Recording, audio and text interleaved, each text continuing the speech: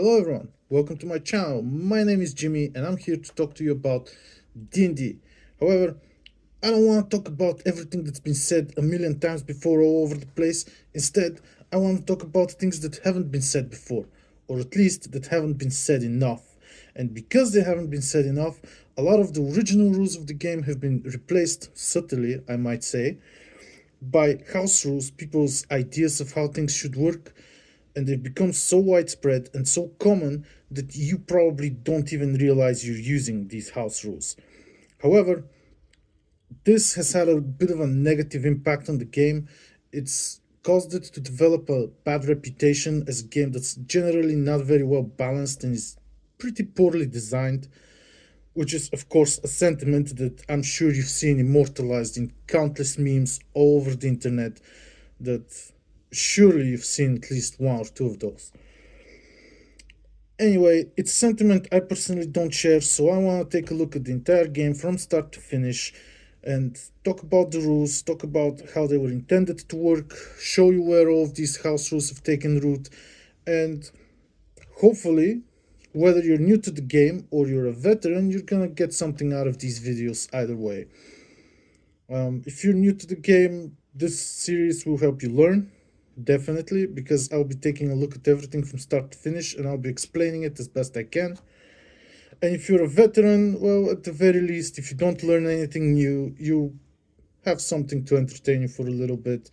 And who knows, maybe something I say or something I talk about will help you improve your own game. So stick around, find out. Let's get into it. So, I have a special topic prepared for you today. Something small and generally not that important, I'd say. Well, a lot of people would probably say. But I personally find it fascinating that in 10 years no one noticed this. So, I want to talk about it. And hopefully, it'll also help you kind of see what this channel is going to be about, what I'm going to be doing here, and what you can expect in the future.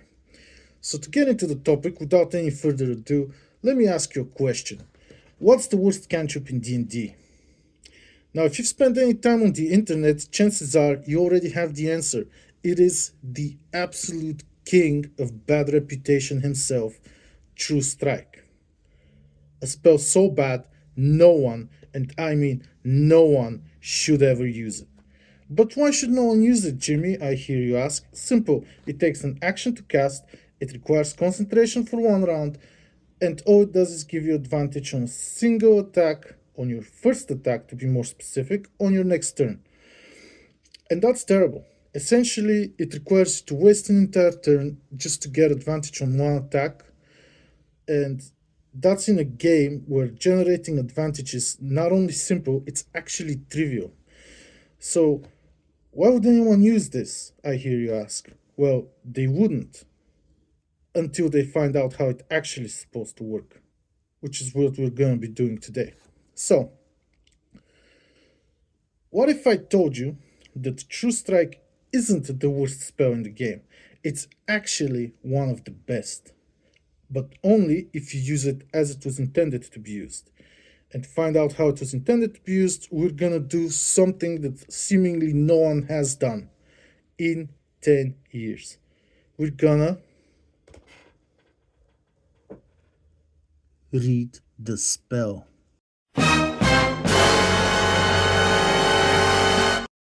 Let's get into it.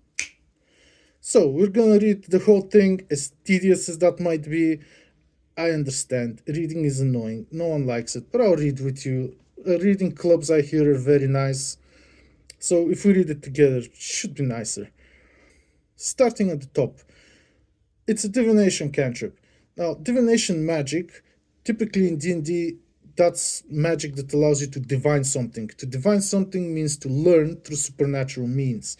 That's actually what it means in the real world as well, not just in D&D.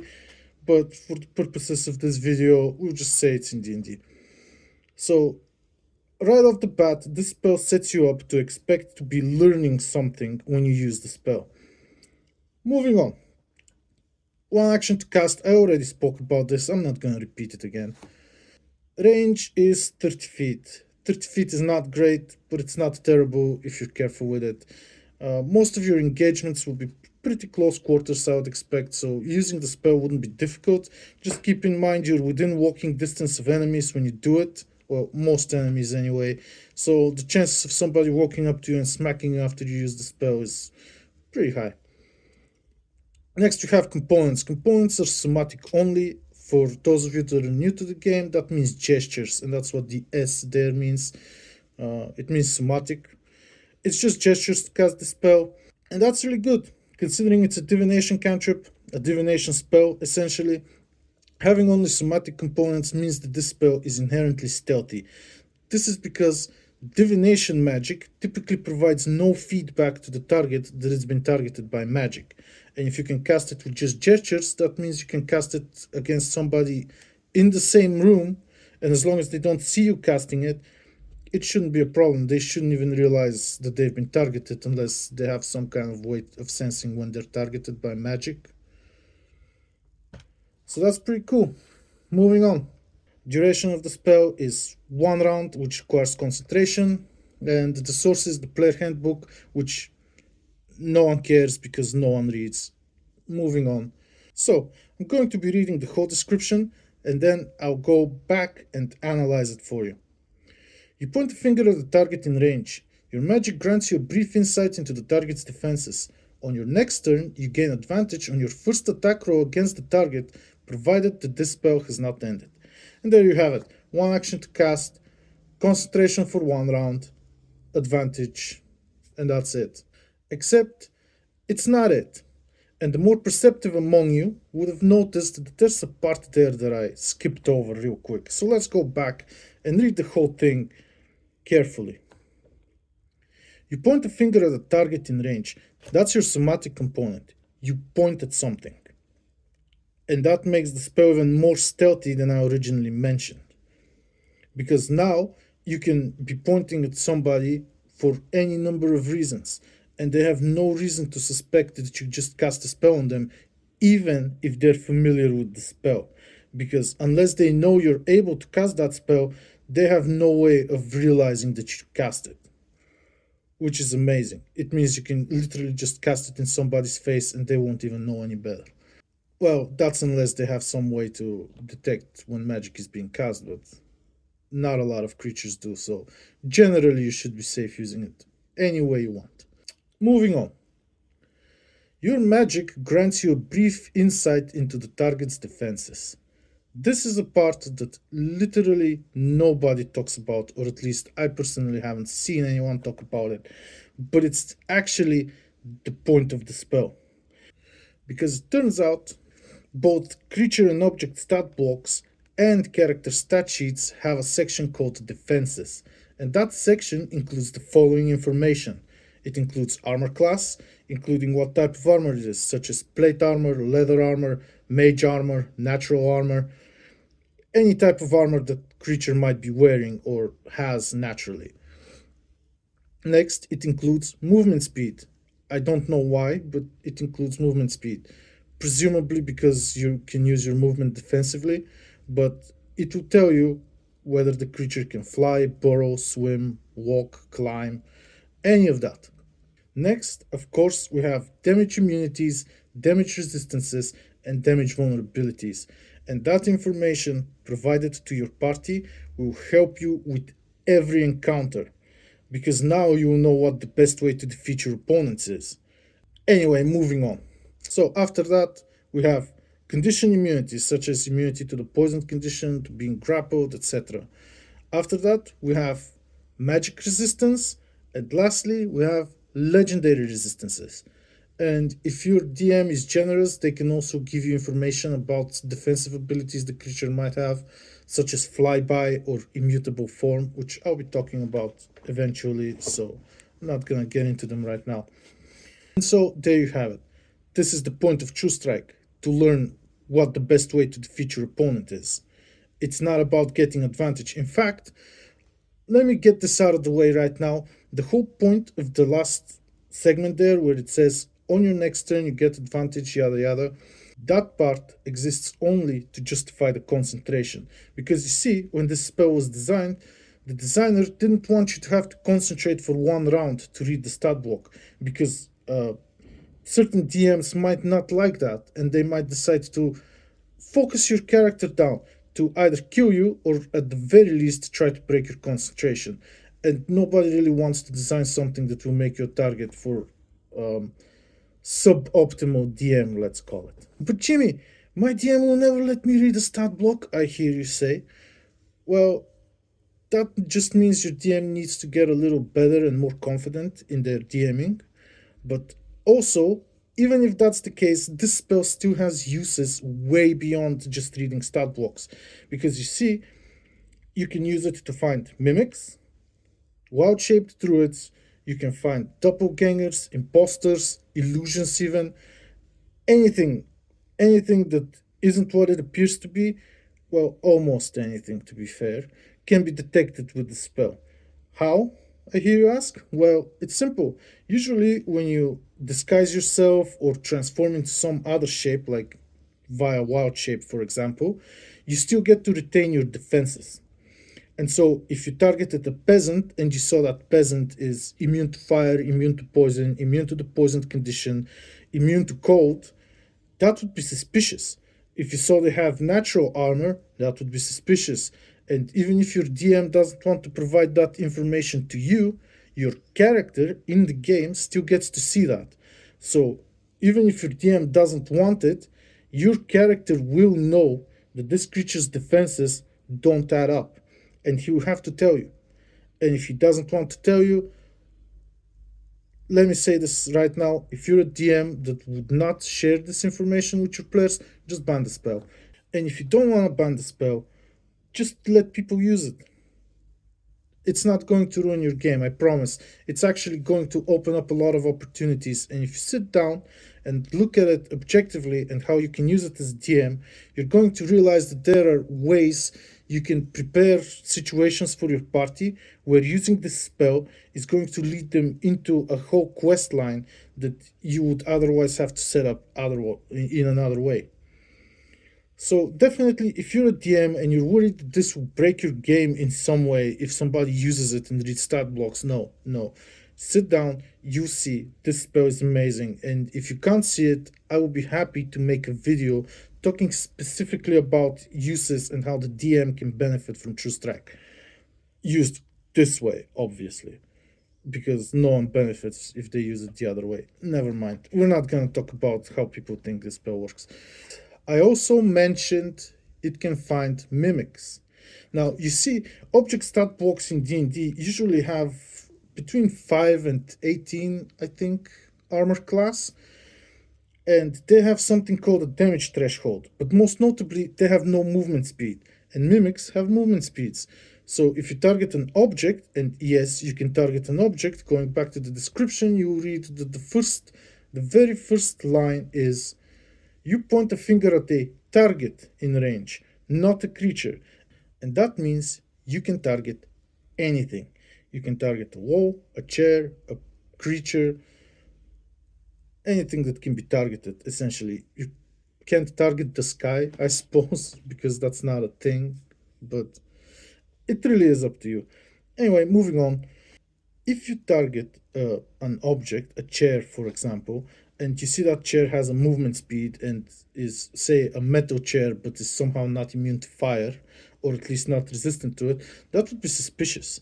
And you can be almost sure that it's either some kind of weird construct or a mimic. And if you're worried about mimics, this is a way to find them. And the best part about this is that they won't even realize they've been found out because, as I said earlier, first, your spell is quiet, you just point at them. And second, divination magic provides no feedback to the target that has been targeted. So you find the mimic, but they won't realize they've been discovered, allowing you to essentially ambush the ambusher, which I personally think is amazing. And it also opens the door for your DM to put mimics in the game without it feeling super cheap and annoying, which is one of the uses for DMs. You can have mimics, and then when your party falls for it, it'll be their own fault for not checking first. They have the spell, so they might as well. Anyway, moving on. As I already mentioned, the spell can also find illusions, and it works the exact same way as with everything else. You can target an object, so whatever the illusion might be, you can target it. And even if your DM isn't letting you read stat blocks with it, well, your character will still know that they just targeted nothing, so they will learn that it was an illusion. And then they can tell the party, and usually illusions lose their effect when everybody becomes aware of their existence. And so there you have it. True Strike. The king and queen and prince and whatever else you want of bad reputation. A spell so misunderstood that for 10 years people thought this spell was horrible when it was actually one of the best spells in the game. And that's the end of the story. No, it's not. Unfortunately, this story doesn't have a happy ending. This story, in fact, has a, well, I wouldn't say a sad ending, but it has an ending. You can judge for yourself if it's good or bad. So, the reason I'm saying this is because one DnD is a thing that's going to be happening soon. And one DnD has seen, well, the writers of one DnD anyway, have seen the bad reputation of this spell, and they've decided to do something about it, to take it and change it and make it amazing, something that everyone will want to use. And so they did the following. True Strike. Divination cantrip. It's still a divination cantrip for some reason, even though it no longer divines anything. And they've included what spell lists it goes on, which is great. So in one D&D you have the arcane, the divine, and the primal spell lists, and depending on what class you are, you'll be drawing from either the arcane, the divine, or the primal spell lists. And this specific spell, this new True Strike, is only on the arcane spell list. This is important because it means only sorcerers, bards, warlocks, and wizards get access to it. And this, in my opinion, is hilarious considering how they changed the spell. So let's read on and find out why I think it's hilarious. Casting time is one action that hasn't changed. Range is now self, and this is because it's now an attack. The components are somatic and material. You now need a weapon to cast it, just like with Booming Blade, Green Flame Blade, all of those that require a weapon. Duration is instantaneous, no more concentration, yay! And now on to the description. Guided by a flash of magical insight, you make one attack with the weapon used in the spell's casting. And that's why they kept it as a divination cantrip. Because you're guided by a flash of magical insight. Okay, sure. The attack uses your spellcasting ability for the attack and damage rolls instead of using strength or dexterity. If the attack deals damage, it can be radiant damage or the weapon's normal damage, your choice. Cantrip upgrade. Whether you choose to deal radiant damage or the weapon's normal damage type, the attack deals extra radiant damage when you reach level 5, 1d6, 11, 2d6, and 17, 3d6. And that's it. It's just a weapon attack now. Which is, well, I wouldn't say it's terrible. There's definitely a venue where such a spell would be useful. However, my issue with this spell is the following. You see, it's only bards, sorcerers, warlocks, and wizards that get this spell by default. And the class that would really love to have a spell like this is clerics. Because typically when you're a cleric, you don't necessarily want to invest a lot of your stats in strength, because you only really need strength to around 13 so you can wear heavy armor and not be hindered by it. And anything beyond that is taking away from your spellcasting ability modifier. And clerics are primarily spellcasters. They don't necessarily want to hit things with their mace unless they really have to. But giving them this spell would actually make them want to hit things now, because they can use their spellcasting ability modifier for it. And it deals extra radiant damage. And it's not a save. So now they don't have to just rely on Sacred Flame all the time. They can use something else. And clerics are the class that don't get this. Unless, of course, you take a feat to get it. Anyway, moving on.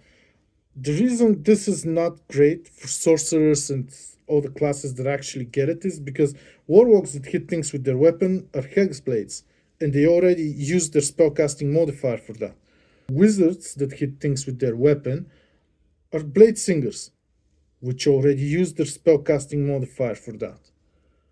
Sorcerers that hit things with their weapon are insane. Why would you do that? Just shoot them with any number of spells you have. Hell, in one D&D, in one D&D, sorcerers actually get a new cantrip specifically catered to sorcerers. It's called Sorcerer's Burst, and it's better than the spell. Its range, it can do extra damage. It's insane. There is no reason why you would use this spell and not Sorcerer's Burst or Shocking Grasp or any of the plethora of other ways you can deal damage. You could even just use Green Flame Blade, at least then you'll be hitting another target. So this spell, given to these classes, at least to me, makes very little sense. But maybe I'm wrong. I don't know. It could be cool.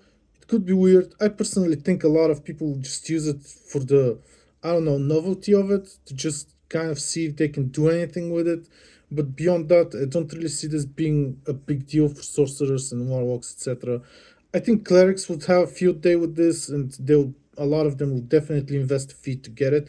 I personally would, but I would be way happier if in one D&D this was a transmutation spell for clerics, and True Strike remained True Strike for everybody. Because, as I already pointed out in this video, True Strike is actually amazing. And unfortunately, it's only bad reputation and somebody's house rule on this spell that's made it so infamously bad.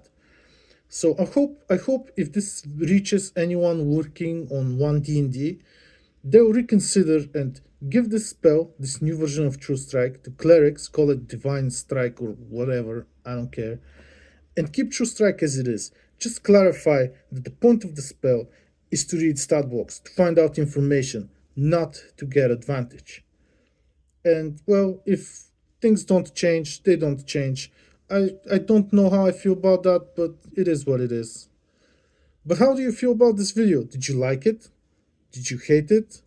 Do I not know what I'm talking about? Tell me in the comments. If you enjoyed it, leave a like. Subscribe if you want to see more. And if you don't want to miss my next video where I talk about what I affectionately call the big three, then hit the notifications bell and I'll see you in the next one.